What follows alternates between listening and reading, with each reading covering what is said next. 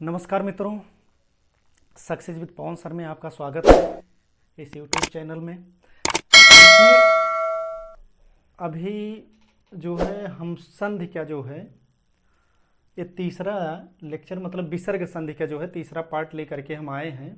ईश्वर संधि, उसके बाद व्यंजन संधि हो चुकी है पूर्णतः।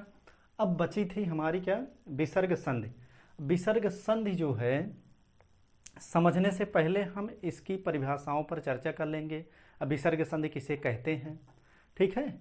विसर्ग संधि किसे कहते हैं? विसर्ग संधि जो है जब विसर्ग के बाद कोई स्वर या व्यंजन आए तो वहां पर विसर्ग संधि होगी, ठीक। इसके कुछ नियम हैं, विसर्ग संधि के कुछ क्या है, नियम हैं। देखिएगा, इसमें विसर्ग संधि के फर्स्ट नियम में इसका पहला नियम है, यदि विसर्ग के बाद तालव्य सा, मूर्धन्य सा, दंत सा आए तो विसर्ग में कोई परिवर्तन नहीं होगा। जैसे देखिएगा कैसे परिवर्तन नहीं हो रहा है। देखिए, विसर्ग में कोई परिवर्तन नहीं होगा यहाँ पे। जैसे दुह धन शासन, जैसे दुह धन शासन। अब देखिएगा, इसमें दुह धन शासन में क्या होगा, दुह शासन। देखिए यहाँ पे ये जो है इसमें का परिवर्तन, विसर्ग में कोई परिवर्तन नहीं हो रहा ना। देखिए यहाँ पे कोई परिवर्तन नहीं हुआ। उसके बाद देखिए निह धन संदेह, दूसरा एग्जाम्पल है निह धन संदेह। इसमें क्या होगा, निसंदेह, मतलब विसर्ग में कोई परिवर्तन नहीं हो रहा है, खाली उस संधि विच्छेद को एकत्रित कर दिया जा रहा है, वही हूबहू शब्द यहां पर हो जा रहा है कि नहीं। चलिए, रूल फर्स्ट आप लोगों को समझ में आ गया होगा। देखिए दूसरे में क्या है, यदि विसर्ग के आगे चा छा, यदि विसर्ग के आगे चा छा हो तो विसर्ग का परिवर्तन तालव्य सा में, विसर्ग का परिवर्तन तालव्य सा में, तथा विसर्ग के आगे टा ठा हो तो विसर्ग का परिवर्तन मूर्धन्य सा में होता है, तथा विसर्ग के आगे ता था हो तो विसर्ग का परिवर्तन दंत्य सा में होता है, ठीक है। इसको अपने नोट्स में उतार लीजिएगा, जैसे लिखा हुआ है वैसे उतार लीजिएगा, बस कुछ इसमें परिवर्तन नहीं है। जो भी है 4-6 यही एग्जाम्पल हैं इसके। किताबों में आपको 6 एग्जाम्पल मिल जाएंगे, 6-7 एग्जाम्पल मिल जाएंगे, लेकिन उसी का जो है मिला रूप सम में जो है सम्मिलित यहाँ पर हम कर दिए हैं। देखिए इसमें कैसे एग्जाम्पल, देखिए इसका क्या हुआ है। देखिए हरि धन चंद्र, हरि धन चंद्र क्या होगा, हरि धन चंद्र का क्या होगा, हरिश्चंद्र, हरिश्चंद्र। देखिए यहाँ पे क्या हम बोले, यदि विसर्ग के आगे चा छा हो तो, चा या छा हो तो विसर्ग का परिवर्तन किसमें होगा, तालव्य सा में हो रहा ना। तो वही तालव्य सा है, विसर्ग का परिवर्तन। ये हमारा क्या है, विसर्ग है कि नहीं है, ये विसर्ग है। इस विसर्ग का परिवर्तन इसमें हो जाएगा तालव्य सा में, तभी तो हरिश्चंद्र लिखा गया है यहाँ पे। देखिए आधा सा लिखा गया है ना, तालव्य सा लिखा है ना, तालव्य सा। अब देखिएगा इधर दूसरा एग्जाम्पल क्या है, निधन तेज। कौन सा है, निधन तेज। अब क्या होगा इसमें, निस्तेज। अब क्या हुआ, यहां पर हम जो बताए थे ता है ना, ता है, ता था हो तो विसर्ग का परिवर्तन सा में हो जाता है। ता था हो तो विसर्ग का परिवर्तन किसमें होगा, दंत्य सा में हो जाएगा। वही तो है। देखिए विसर्ग जो है आधे सा में बदल रहा है ना, देखिए तभी तो निस्तेज हो रहा है ना। उसके बाद तीसरा एग्जाम्पल, हम तीनों का एग्जाम्पल लेकर के यहां बता रहे हैं, तालव्य सा, मूर्धन्य सा, दंत्य सा, तीनों का एग्जाम्पल हम लेकर के यहां पे बता रहे हैं। देखिए तीसरा एग्जाम्पल हमारा क्या है, धनुधन टंकार। धनुधन टंकार क्या होगा, धनुष टंकार क्या है इसमें, देखिए टाठा हो तो, तथा विसर्ग के आगे क्या हो, टा ठा हो तो विसर्ग का परिवर्तन किसमें हो जाएगा, मूर्धन्य सा में हो जाएगा। विसर्ग का परिवर्तन किस में हो जाएगा? मूर्धन्य सा में हो जाएगा। अब देखिए यहाँ ये जो विसर्ग है ये हमारा विसर्ग है, इस विसर्ग का परिवर्तन किस में हो रहा है? मूर्धन्य श में। यहाँ पर क्या लिखा हुआ है? देखिए यही तो लिखा है, आधा सा और टा, ठीक है ना। चलिए दोस्तों, समझ में आ रहा होगा आप लोगों को हमारे ख्याल से। देखिएगा यहाँ पे तीसरा एग्जाम्पल क्या है?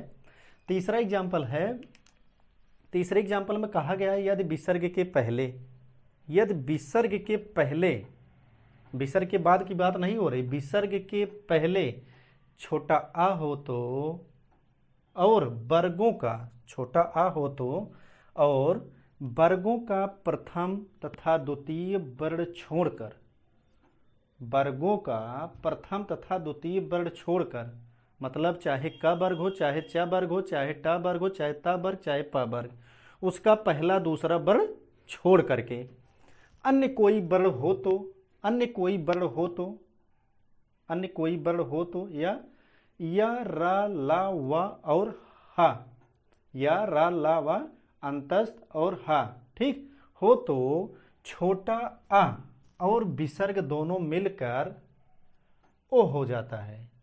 छोटा आ और विसर्ग दोनों मिलकर के क्या हो जाएगा? ओ हो जाएगा। देखिएगा कैसे होगा। देखिए यहाँ पे जैसे मनः धन जा, मनः धन जा, यहाँ पर क्या होगा? मनोज, मनोज। देखिए विसर्ग, विसर्ग का क्या हो जा रहा है? देखिए विसर्ग का आ और विसर्ग दोनों मिलकर के क्या हो जा रहे हैं? वाह, एक क्या हो जा रहे हैं? ओ, हुआ ना। वही ओ की मात्रा यहाँ पर क्या हो गया? विसर्ग, देखिए ना के बाद आ हो ही रहा है। चाहे कोई भी सन्धि विच्छेद आप करेंगे, कोई भी व्यंजन है वो बिना स्वर की सहायता से नहीं बोली जाती। ये आप लोगों को जैसा कि हम पिछली क्लासों में बता चुके हैं। देखिएगा आ कहाँ से आया, ठीक है ना। देखिए यहाँ पे ओ के मात्रा है कि नहीं है? ओ का मात्रा लगा हुआ ना, नो, मनोज, ठीक। उसके बाद देखिएगा दूसरा एग्जाम्पल, मनः धन बेग। देखिएगा इसका क्या होगा? मनो बेग, मनः धन बेग, मनो बेग। उसके बाद मनः धन बल, क्या होगा? देखिए तीसरा एग्जाम्पल, मनः धन बल, क्या होगा? मनो बल होगा, ठीक है। चलिए दोस्तों, ये हमारा चौथा नियम है। उसके बाद विसर्ग संधि का ये लास्ट नियम है, ठीक है। विसर्ग संधि का लास्ट नियम है। इसमें देखिएगा क्या लिखा हुआ है, ये क्या कहती है चौथा नियम, यदि विसर्ग के पूर्व, यदि विसर्ग के पूर्व आ या बड़ा आ,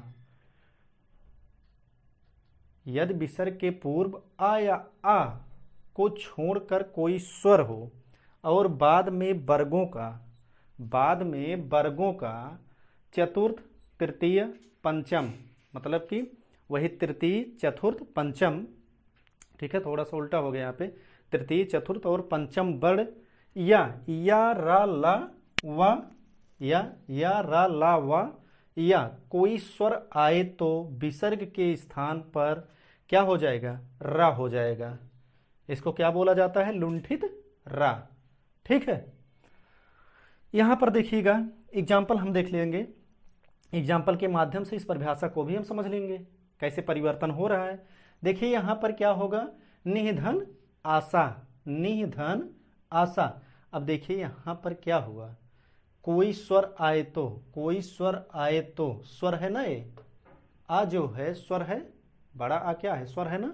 उसके बाद विसर्ग के बाद आ रहा है, देखिए विसर्ग के बाद आ रहा है, बड़ा आ। अब क्या होगा यहाँ पर? देखिए विसर्ग के स्थान पर क्या हो जा रहा? रा हो जा रहा ना, लुंठित रा, मतलब वही। देखिए यहाँ पर क्या हो जाएगा? निधन आशा का क्या हो जाएगा? निराशा हो जाएगा, ठीक है। ठीक है दोस्तों, देखिएगा इसमें दूसरा क्या है? दुहधन गुण, दुहधन गुण, इसका क्या होगा? दुर्गुण विसर्ग, उसके बाद कोई स्वर या व्यंजन, इसमें जैसा कि देखिए इसमें द्वितीय, इसमें क्या लिखा है? तृतीय चतुर्थ पंचम वर्ण हो तो क्या हो जाएगा? या रा लावा हो, या कोई स्वर आए तो विसर्ग के स्थान पर क्या हो जा रहा है? यहाँ पे रा हो जा रहा है। कोई भी चीज आए यहाँ पे, अब देखिए दो धन गुण का क्या होगा, दुर्गुण हो जाएगा। रा में परिवर्तन हुआ कि नहीं हुआ। यहाँ पे देखिएगा निह धन दय, निह धन दय, इसका क्या होगा, निर्दय। देखिए द नी, उसके बाद ता था दा, देखिए ता था दा, क्या बोल रहा है, तीसरा चौथा पांचवा, यही तो कहा है, तीसरा चौथा पांचवा कह रहा ना। देखिए दा, अब यहाँ पे ता था दा, देखिए दा तीसरे फर्क नहीं है ना, ता वर्ग में तीसरा वर्ण लिया जा रहा दा को।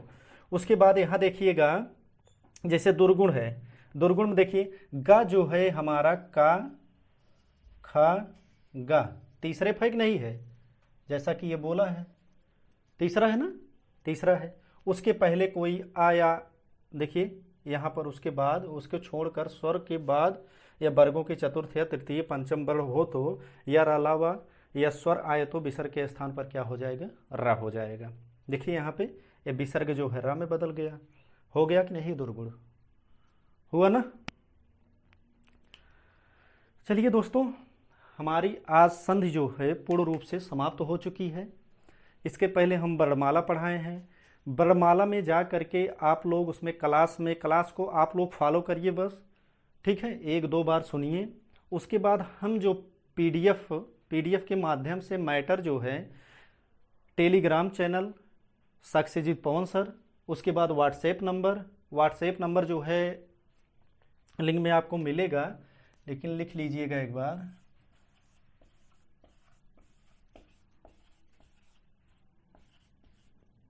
8924874942 पर आप इस पर मैसेज भी करके संपर्क कर सकते हैं। जो भी समस्याएं हैं हमसे पूछ भी सकते हैं, कुछ भी समस्या है उसका सॉल्यूशन जो है आप लोगों को मिल जाएगा। हिंदी से रिलेटेड या जीएस से भी रिलेटेड हम लोग आप ही लोगों के लिए जो है यहाँ पर मेहनत कर रहे हैं, ठीक है। उसके बाद ज़्यादा से ज़्यादा लोग इस पर जुड़े, अपने दोस्तों यारों मित्रों को जो भी हों आपके संपर्क में सब लोगों को इस पर जोड़ें, इस चैनल पर।